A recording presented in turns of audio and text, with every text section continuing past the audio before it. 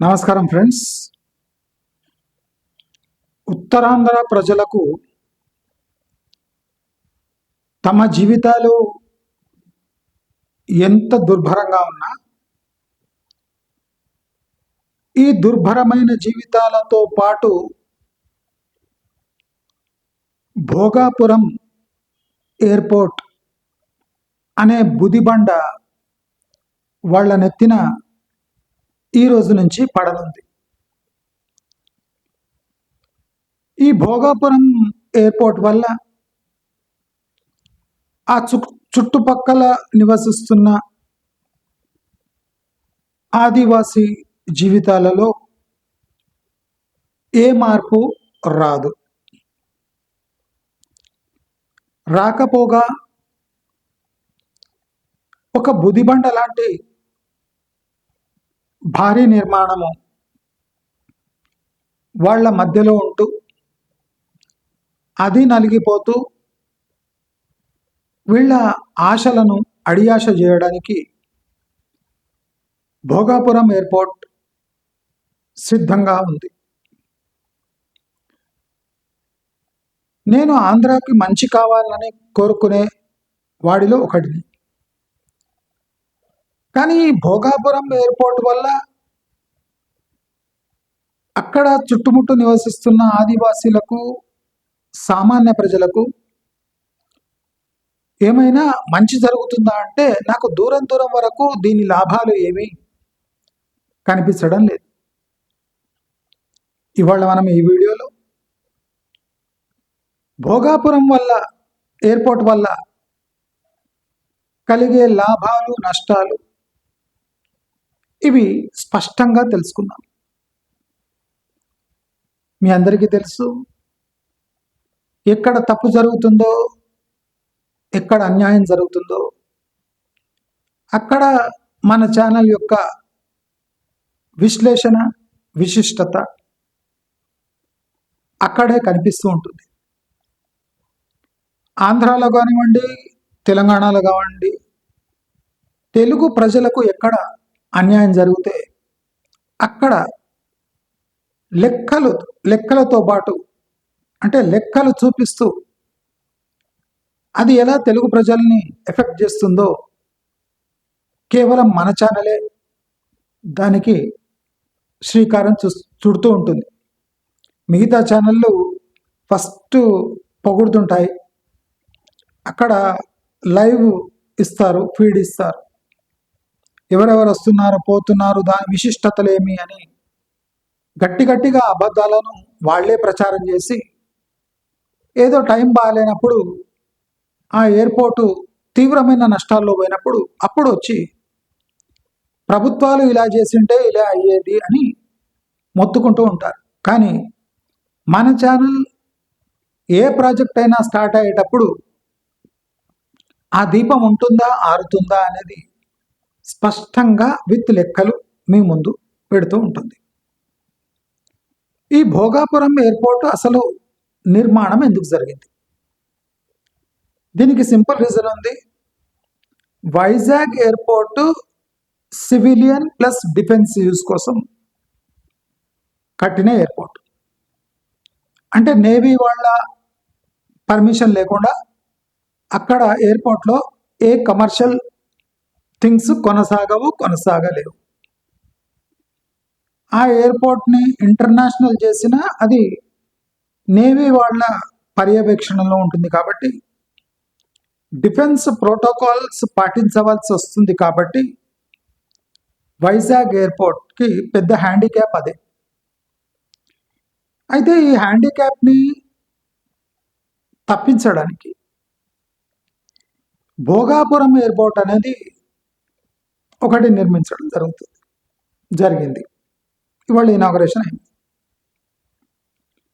ఈ భోగాపురం ఎయిర్పోర్ట్ ముఖ్య ఉద్దేశం ఏమంటే నేవీ ప్రభావం లేకుండా ఒక ఇంటర్నేషనల్ ఎయిర్పోర్ట్ నిర్మించాలి అనే ఒక దృఢ సంకల్పంతో ఆంధ్ర ముందుకు వెళ్ళింది. కానీ ప్రాక్టికలీ ఈ భోగాపురం ఎయిర్పోర్ట్ దాని విశిష్టతలేమి, అది కొన్ని దశాబ్దాల వరకు ఈ వైజాగ్, ఈ ఉత్తరాంధ్ర రీజన్ యొక్క ప్రజలకు బుదిబండలా ఎందుకు మారుతుంది, ఎలా మారుతుంది, దీని ప్రయోజనాలు ఏమైనా ఉన్నాయా అని ఆలోచిస్తే ఈ ప్రయోజనాలు మనం లెక్క పెట్టే కన్నా ముందే ఈ ఎయిర్పోర్ట్ యొక్క స్థితిగతులను చేతులారా పాడు చేసి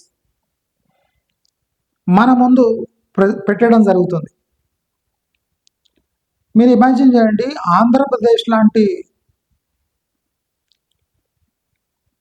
అంటే ఇన్వెస్ట్మెంట్స్ కానీ ఇంకా రాలేదు, ఆర్థిక స్థితులు లేవు, తీవ్రమైన అప్పులు ఉన్నాయి. అలాంటి స్థితిలో ప్రధానమంత్రిని సంతోషపరచడానికి ఈ ధింసా నృత్యము, ట్రైబల్ నృత్యము దాదాపు ఒక 5 నిమిషాలు ప్రధానమంత్రి కనువిందు చేయాలని 14,000 ట్రైబల్స్తో ఈ నృత్యం ఏర్పాటు చేయడం జరిగింది. క్వశ్చన్ ఏమంటే 14,000 ట్రైబల్స్ని తరలించడం సబబేనా? 14,000 మందిని డాన్స్ చేయడానికి 5 నిమిషాల కోసం ప్రధానమంత్రిని మెప్పియడానికి 14,000 మందిని అష్ట కష్టాలు పెట్టి ఎయిర్పోర్ట్ చుట్టూ ఒక 2-3 రోజుల నుంచి వాళ్లకు వసతులు కల్పించి, డ్రెస్సులు ఇప్పించి, డ్యాన్స్ రిహర్సల్ చేపించి, దానికి సహాయకులుగా ఉంచి వాళ్ళని అక్కడ వసతి ఏర్పాట్లు చేసి, భోజన ఏర్పాట్లు చేసి, బట్టలు ఇప్పించి కేవలం ప్రధానమంత్రి కనువిందు చేయాలి 5 నిమిషాల కోసమని దాదాపు 14 కోట్ల రూపాయలు వెచ్చించడం జరిగింది. అంటే ఓన్లీ డ్యాన్స్ మీద, ఆ ధింసా నృత్యం మీద 14 కోట్ల రూపాయలు నీళ్ల పాలు చేయడం జరిగింది మొదటి రోజు. ఎందుకంటే ప్రధానమంత్రికి కనువిందుగా ఉండాలి, మన గొప్పతనం చాటుకోవాలి, మన విధేయత చాటుకోవాలి, ఆయన ప్రాముఖ్యత వైపులా విస్తరించాలి అని 14 కోట్ల రూపాయలు ఓన్లీ ట్రైబల్ డాన్స్ కోసం ఖర్చు చేయడం జరుగుతుంది. అంటే మొదటి బుదిబండ ఫస్ట్ రోజే పడిపోయింది. ఇది సెంట్రల్ గవర్నమెంట్ డాన్స్ ఖర్చులు భరిస్తుందా, స్టేట్ గవర్నమెంట్ డాన్స్ ఖర్చులు భరిస్తుందా అంటే దాదాపు స్టేట్ గవర్నమెంటే భరిస్తారు. ఎందుకంటే సెంట్రల్ గవర్నమెంట్ అంత ఆర్భాటంగా ఏర్పాటు చేయడం వాళ్ళకి అనవసరం. అయితే భోగాపురం ఎయిర్పోర్ట్ అంటే ఫైనాన్షియలీ ఫీజిబుల్ కాకపోయినా పట్టుబట్టి నిర్మించడంలో, అది మొదటి ఎయిర్పోర్ట్ నిర్మించడంలో ఆంతర్యం ఏముంది? మనం ఇది చాలా క్రిటికల్ థింగ్స్ విత్ డేటా నేను చెప్తున్నా. మళ్ళీ ఆంధ్ర తెలంగాణ అని అరవకండి, మీరే ఆలోచించండి. ఎందుకంటే నాకు తెలంగాణ ఆంధ్ర అంతా ఒకటే, అందరూ మానవులే, మన తోటి సోదరులే. కాబట్టి నేను అందరి మంచి కోసం ఒకసారి ఆలోచించండి అని చెప్తున్నా. భోగాపురం ఎయిర్పోర్టు 5,800 కోట్ల దాదాపు అప్రాక్సిమేట్ ఖర్చుతో నిర్మింపబడుతుంది. 5,800 కోట్లు. ఇప్పుడు నృత్యానికి 14 కోట్లు ఖర్చు చేసిన రాష్ట్ర ప్రభుత్వం వైజాగ్ నుంచి భోగాపురం పోవడానికి 7 బస్సులు పెట్టిందట. 7 బస్సులు అంటే ఈ 7 బస్సులు దేనికి సంకేతం అంటే అక్కడ దాదాపు ట్రాఫిక్ అంటే ఎయిర్పోర్ట్లో దిగి ఎక్కే వాళ్ళ సంఖ్యను ఈ 7 బస్సులు తెలియజేస్తున్నాయి.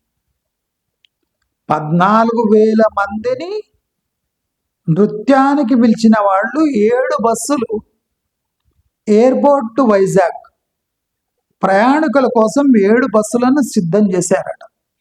అంటే మీ ఎయిర్పోర్ట్లో ఎంతమంది దిగుతారో ఎక్కుతారో రోజు అనేది లెక్కలతో సహా మీరే చెప్పేసిండ్రు. 5,800 కోట్లు పెట్టి కట్టిన ఈ భోగాపురం ఎయిర్పోర్ట్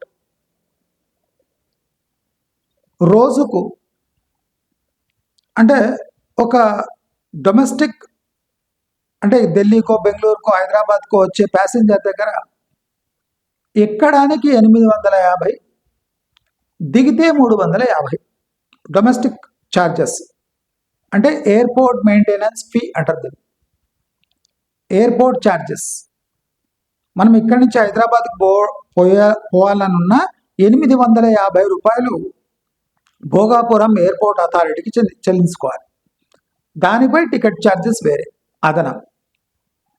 అదే ఇంటర్నేషనల్ ఫ్లైట్స్ ఎక్కేది ఉంటే 1,250 ఎక్కడానికి, దిగితే ఎవరైనా ఇంటర్నేషనల్ ఫ్లైట్ దిగితే 550 రూపాయలు ఎయిర్పోర్ట్ డెవలప్మెంట్ సర్చార్జెస్ కింద వాళ్ళు, అంటే మీరు ఆ ఎయిర్పోర్ట్లో ఎంటర్ కాగానే 1,200 కట్టేసేయాలి. ఎందుకంటే ఎయిర్పోర్ట్లో మీరు ఫ్లైట్ ఎక్కుతున్నారు కనుక. మీరు హైదరాబాద్కి రావాలన్నా 850 కట్టాలి, ప్లస్ ఎయిర్ టికెట్స్ కట్టాలి. అంటే దీనికి ఆదాయం రావాలంటే వాళ్ళు ప్లాన్ చేసుకుంది ఇట్లా. అయితే ఈ ఎయిర్పోర్ట్ 5,800 కోట్ల భారీ వ్యయంతో కట్టిన ఎయిర్పోర్టు రోజుకు 28 ఫ్లైట్లు వస్తాయని ఫేజ్ 1లో చెప్తున్నారు. వీళ్ళ ఎస్టిమేషన్ ఏమంటే రోజు 16,000 మంది ప్రయాణికులు ఎక్కి దిగుతారన్నట. ఈ ఎయిర్పోర్ట్లో 16,000 మంది ఎస్టిమేషన్ ఉంది. కానీ అంటే మా ఎస్టిమేషన్ ప్రకారం రోజుకు 3-4 వేల మంది కన్నా ఎక్కువ ఈ ఎయిర్పోర్ట్ని యూజ్ చేయరు. 3-4 వేల మంది కన్నా ఎక్కువ ఈ ఎయిర్పోర్ట్ని యూజ్ చేయరు. దీని రోజువారీ ఆదాయం 30 లక్షలు దాటదు. వీళ్ళ రోజువారీ ఆదాయం 3-4 వేల మంది, అసలు ఇనీషియల్గా అంత ఉండదు ట్రాఫిక్. 3-4 వేల మందిని ఎక్కి దిగి అని చేసిన వీళ్ళ రోజువారీ ఆదాయం 30 లక్షలు దాటదు.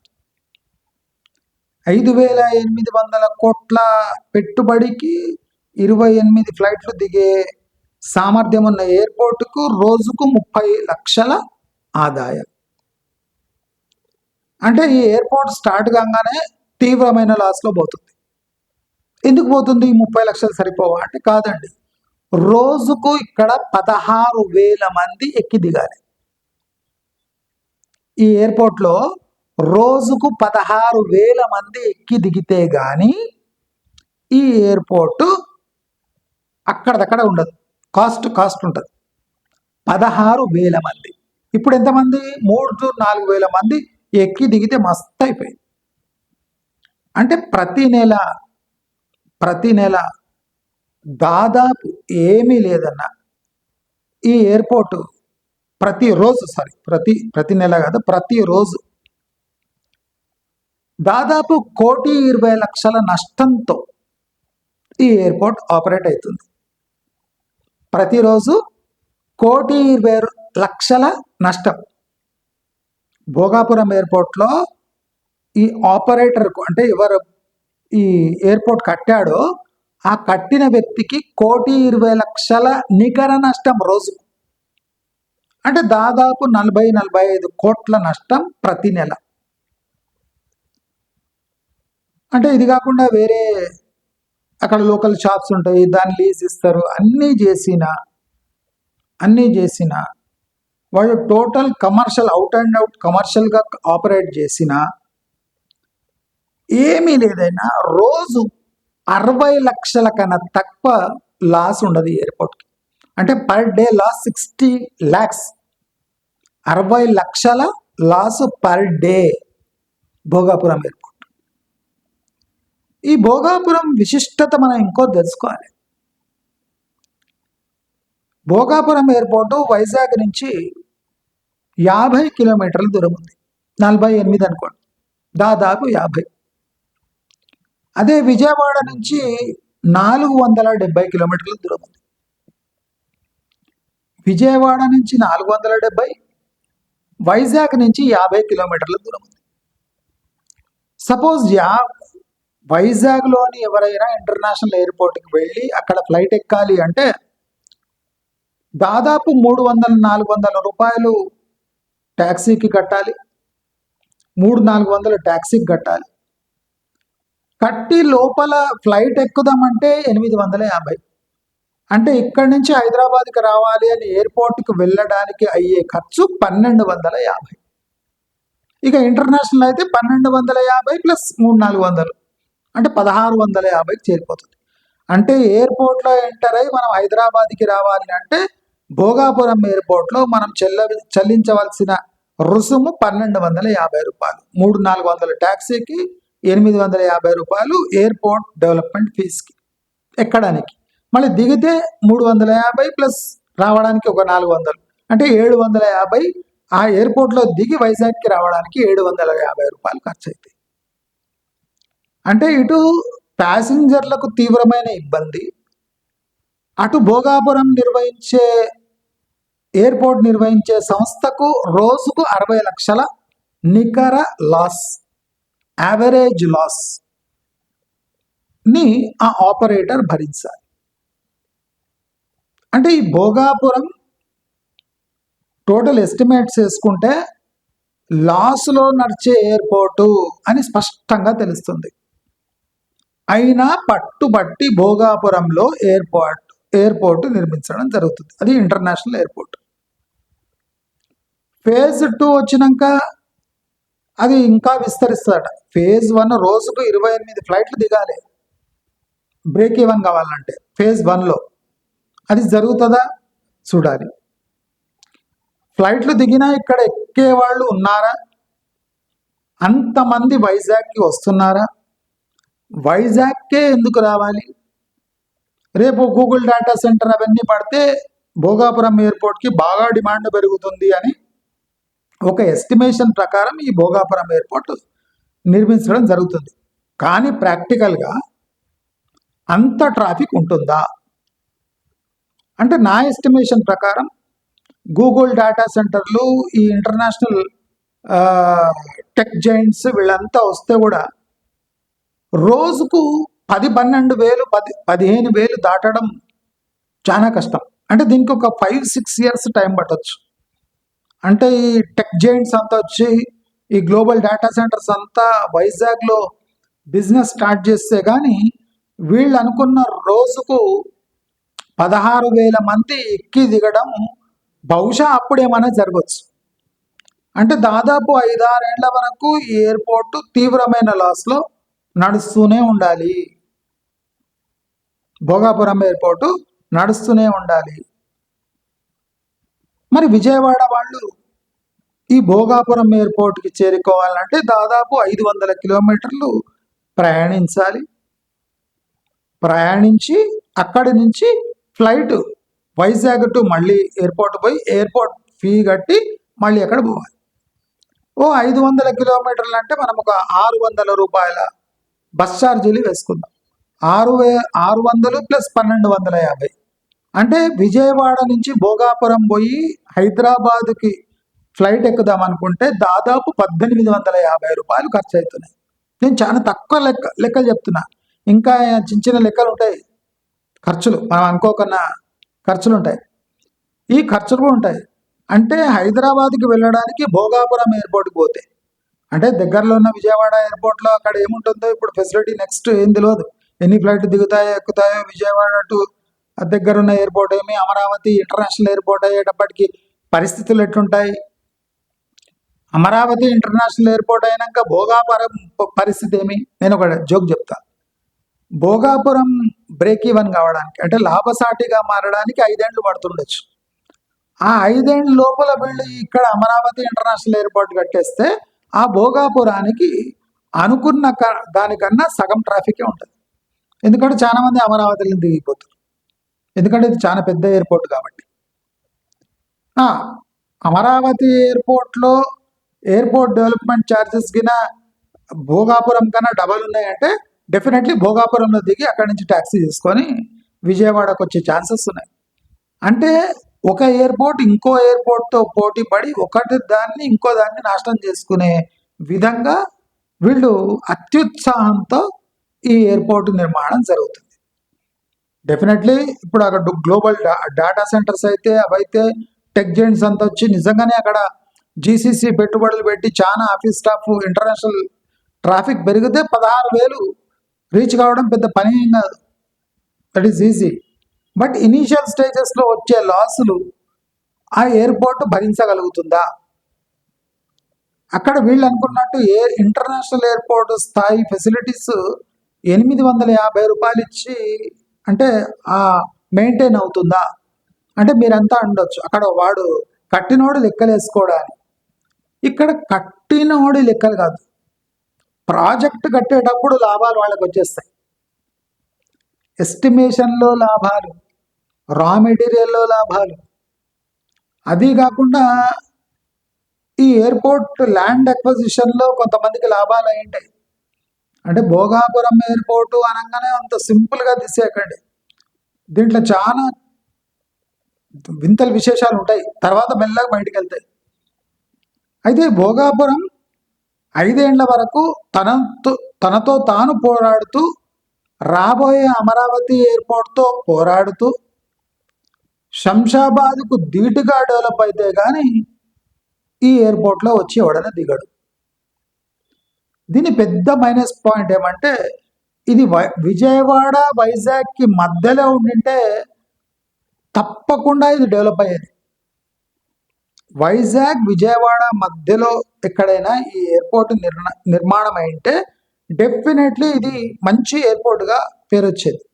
కానీ ఇది వైజాగ్ దాటి ఈ ఎయిర్పోర్ట్ నిర్మాణం చేసినందుకు 50 కిలోమీటర్ల డిస్టెన్స్ ఉన్నందుకు ఈ ఎయిర్పోర్ట్ యొక్క భవిష్యత్తు అగమ్య గోచరంగా మారే అన్ని అవకాశాలు మొదటి రోజు నుంచే కనిపిస్తున్నాయి. ఇక పొలిటికల్గా వద్దాం. నరేంద్ర మోదీ టెన్షన్లో ఉన్నాడో, ఇంట్రెస్ట్ లేదో, ఇంట్రెస్ట్ లేకపోయినా ఆయనకు భోగాపురం ఎయిర్పోర్ట్ ఇనాగరేషన్కి పిలుచుకొచ్చారో మనకు తెలియదు. కానీ ఆయన బాడీ లాంగ్వేజ్ చూస్తే ఆయనకు ఈ ఎయిర్పోర్ట్కు ఏ సంబంధం లేనట్టే ఉంది. మీరు ఒకసారి ఆయన స్టేజ్ మీద వచ్చేటప్పుడు చూడండి, తప్పదు కదా అని నమస్కారాలు పెట్టుకుంటూ చంద్రబాబు నాయుడు కప్పిన షాలుకు కృతజ్ఞత చెప్పాడు తప్ప పవన్ కళ్యాణ్ దిక్కు తిరిగి చూడలేదు. అంటే ఇక్కడ ఏదో పెద్ద తేడా కొట్టింది. ఈ భోగాపురం నిర్మాణం పవన్ కళ్యాణ్కి కూడా ఇష్టం లేదు, నరేంద్ర మోదీకి కూడా ఇష్టం లేదు. ఇది చంద్రబాబు నాయుడు మొండి పట్టు వల్ల నిర్మింపబడిన ఎయిర్పోర్టు. మీరు కొన్ని రోజుల్లో ఈ మాట వస్తుందా లేదా మీరు అబ్జర్వ్ చేయండి. ఇది చంద్రబాబు నాయుడు మొండి పట్టు వల్ల వచ్చిన ఎయిర్పోర్టు. అమరావతి ఇంటర్నేషనల్ ఎయిర్పోర్ట్ కూడా చంద్రబాబు నాయుడు మొండి పట్టు వల్లే వస్తుంది. కానీ అక్కడ ఫీజిబిలిటీ, ప్రజల సంక్షేమం కోసం ఎయిర్పోర్ట్లు నిర్మింపబడవు. అది మోదీకి తెలుసు, పవన్ కళ్యాణ్కు తెలుసు, చంద్రబాబు నాయుడుకు తెలుసు. కాబట్టి నేనేమంటా అంటే రాష్ట్రం ఎంతో కఠినమైన సమయంతో పోరాడుతుంది. అలాంటి సమయంలో ఎయిర్పోర్ట్ ఇనాగరేషన్ కోసం వచ్చిన ప్రధానమంత్రి మెప్పు కోసం 5 నిమిషాల నృత్యం కోసం దాదాపు 14 కోట్ల రూపాయలు వెచ్చించడం మూర్ఖత్వమే అవుతుంది. మనం ఇక్కడ ఫ్యూచర్ సిటీలో 200 కోట్లు పెట్టి ఆ గ్లోబల్ సమిట్ పెట్టడం మూర్ఖత్వం అని మనం ఎలా వాదించాము, అది ఎలా నిజమైందో, మెస్సీతో ఓ గంట ఫుట్బాల్ ఆడడానికి దాదాపు 10 కోట్లు ఎలా మన రేవంత్ రెడ్డి అంటే చంద్రబాబు నాయుడు శిష్యుడు ఎలా ఖర్చు పెట్టాడో అలాగే ఇప్పుడు గురువు గారు కూడా దాదాపు అలాంటి పనే చేయడం జరిగింది. కాబట్టి ఇక్కడ ఫ్యూచర్ సిటీ డెవలప్ చేయడానికి 200 కోట్లు ఎట్లా ప్రజల సొమ్ము బూడిదిలో వేసేసారో అలాగే ఆంధ్రాకి అపురూపమైన ట్యాక్స్ పేయర్స్ మనీ ఇవాళ వాళ్ళు ఓ 5 నిమిషాల డ్యాన్స్ ప్రోగ్రాం కోసం 14 కోట్లు వెచ్చించడం చాలా బాధాకరం. మరి ఈ ఎయిర్పోర్ట్ నుంచి వాళ్ళు ఊహిస్తున్నట్టు 16,000 మంది రోజు ఫ్లైట్ని యూజ్ చేసుకుంటారా, ఎయిర్పోర్ట్ని యూజ్ చేసుకుంటారా అనేది మనం వేచి చూడవలసిన ఇంట్రెస్టింగ్ విషయం. భోగాపురం తప్పకుండా లాభాల బాటలో నడవదు, ఇది స్పష్టం. కట్టిన ఆయనకు కూడా తెలుసు. ఆయన వేరే రీజన్స్ వల్ల కడుతున్నాడు. కానీ ఈ ఈ భోగాపురం ఇంపార్టెన్స్ ఎక్కడ పెరుగుతుందంటే, ఇది అదానీ చేతులకు అంటే వెళ్ళే అవకాశం లేదేమో అనిపిస్తుంది. ఈ భోగాపురం ఎయిర్పోర్టు అదానీ ముట్టడేమో అనిపిస్తుంది. చెప్పలేము, మళ్ళా రేపు రాజకీయ పరిణామాలు ఏమై అదానీ వచ్చి నొక్కేస్తే. అదానీకి ఆంధ్ర పోర్టుల మీద కన్నుంది, ఎయిర్పోర్ట్ల మీద లేదు. ఎక్కడ లాభాలు ఉంటాయో అక్కడ అదానీ ఉంటాడు. అదానీకి అక్కడ ఖనిజ నిల్వలు, అక్కడ చమురు నిల్వలు, అక్కడి పోర్ట్స్ పై కన్నుంది తప్ప అక్కడి ఎయిర్పోర్ట్స్ పై అదానీ కన్నేస్తాడని నేను అనుకోను. రాబోయే రోజుల్లో బ్రహ్మాండంగా నడిచి లాభాల బాటలో ఉన్నప్పుడు గుంజుకునే ప్రయత్నం జరగవచ్చు. కానీ నష్టాల్లో ఉన్నప్పుడు మాత్రం అది ముంబై ఎయిర్పోర్ట్ లాగా అదానీ మాత్రం తీసుకోడు. అంటే ఒక 5-6 ఏళ్ల వరకు అదానీ చేతిలో వెళ్ళదు అని నాకు ఎందుకో అనిపిస్తుంది. కాబట్టి ఇదొక్క మంచి పాయింట్ తప్ప ఈ భోగాపురం ఎయిర్పోర్ట్ కట్టడం వల్ల అది ఒక 50 కిలోమీటర్ల దూరం వల్ల, ఇప్పుడు 50 కిలోమీటర్లు అనగానే మళ్ళీ శంషాబాద్ 50 కిలోమీటర్లు లేదా, హైదరాబాద్ నుంచి శంషాబాద్కి భోగాపురంకి నక్కకు నాగలోకానికి ఉన్నంత డిఫరెన్స్ ఉంది. కాబట్టి ఆంధ్ర వాళ్ళు ఈ వీడియో చూసినాక ఇరిటేట్ అయిపోయి వితండవాదం చేయకండి. ఎందుకంటే భోగాపురం ఎయిర్పోర్టు అంటే మనం చూస్తుండగా అది లాభసాటిగా మారదు, అది ఒక ఉత్తరాంధ్రకు బుదిబండగా మారుతుంది. కనుక మనమందరం ఈ ఎయిర్పోర్ట్ని చాలా అబ్జర్వేషన్ పెట్టాలి. అంటే ఇది ఒక ఎగ్జాంపుల్. మొండిగా పోయి ఒక ఎయిర్పోర్ట్ని నిర్మిస్తే దాని భవిష్యత్తు ఎలా ఉంటుందో, అది 5,800 కోట్ల ఎయిర్పోర్ట్ నిర్మిస్తే దాని భవితవ్యం ఎలా నాశనం అయిపోతుందో కండ్లారా మనం చూడొచ్చు అని అందరికీ తెలియజేసుకుంటూ, ఆఖరిగా ఆంధ్ర ప్రజలకు, ఎస్పెషలీ ఉత్తరాంధ్ర ప్రజలకు వాళ్లకు కనువిందు చేసేలా, వాళ్ళు చెప్పుకునేలా, వాళ్ళు చూయించుకునేలా ఒక ఇంటర్నేషనల్ ఎయిర్పోర్ట్ నిర్మింపబడినందుకు వాళ్ళందరికీ శుభాకాంక్షలు తెలియజేసుకుంటూ, అందరికీ మంచే జరగాలి అని కోరుకుంటూ నమస్కారం.